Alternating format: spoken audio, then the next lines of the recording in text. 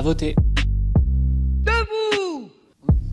Ah oui, il faut qu'on parle de Valérie Pécresse. Ses meetings sont laborieux, ses sondages se cassent la figure, ses soutiens partent à la concurrence, et en plus des militants d'extrême gauche lui balancent de la poudre à la figure. Bref, on peut dire que ça ne va pas fort pour la candidate des Républicains, et ce même si les chiens venaient à voter pour elle. Il s'appelle Douglas, il a environ une quarantaine d'années, il a rejoint le parti Les Républicains en novembre 2021, alors que ce parti s'apprêtait à désigner son candidat à l'élection présidentielle. À Libé, nous avons enquêté sur Douglas, et nous avons découvert qu'en réalité, Douglas est un chien.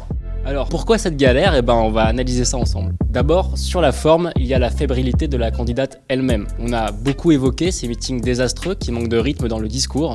Sur les chemins de la victoire, nous allons nous lever, nous allons hisser nos drapeaux.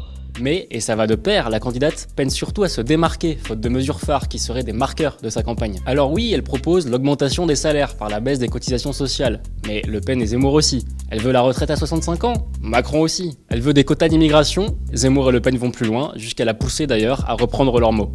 À ces questions vitales, pas de fatalité, ni au grand déclassement, ni au grand remplacement.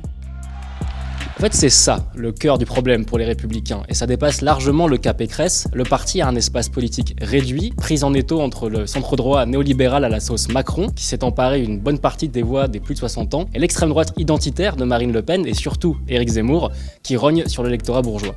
Or, ces deux candidats, Macron et Zemmour, incarnent en fait deux lignes historiques de la droite, modérée et conservatrice radicale, qui, avant 2017, cohabitaient dans le parti mais désormais se sont extériorisées et radicalisées. Pour ne rien arranger pour Valérie Pécresse, il reste toujours au sein de LR ces deux forces contraires, Éric Ciotti d'un côté, Xavier Bertrand de l'autre, pour schématiser, avec lesquelles elle doit toujours composer. Pas simple. Bref, entre l'extrême droite et le macronisme, difficile de tenir les...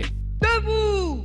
Merci. Cet intenable grand écart se traduit par des défections en série. Guillaume Pelletier, ex-numéro 2 de LR, a rejoint Zemmour. Jean-Pierre Raffarin, Renaud Muselier, Martine Vassal, Éric Woerth sont partis quant à eux chez Macron. Je pense qu'un deuxième mandat d'Emmanuel Macron sera un bon mandat, sera un mandat nécessaire et utile pour le pays. Et puis, il y a le cas particulier de Nicolas Sarkozy. Des rumeurs circulent selon lesquelles l'ancien président annoncerait publiquement son soutien à Macron. À l'heure où on enregistre, il ne l'a pas fait et ne le fera peut-être pas. Mais de toute façon, l'absence de soutien de Nicolas Sarkozy pour Valérie Pécresse, la candidate de son propre parti, sonne déjà comme un cinglant désaveu.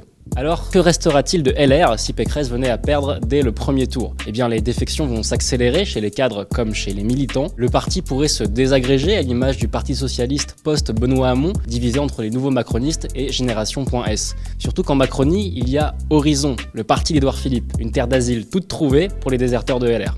Si vous partagez nos valeurs, si vous croyez à ce projet, si vous croyez à la politique, si vous aimez la France, je vous propose de nous rejoindre.